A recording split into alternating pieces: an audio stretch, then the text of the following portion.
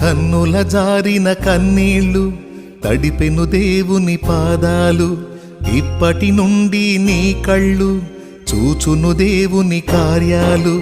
కన్నుల జారిన కన్నీళ్ళు తడిపెను దేవుని పాదాలు, ఇప్పటి నుండి నీ కళ్ళు చూచును దేవుని కార్యాలు. ఉందిలే దీవెనా ఎందుక వేదన, పొందిన యాతన దేవుడే మరచునా.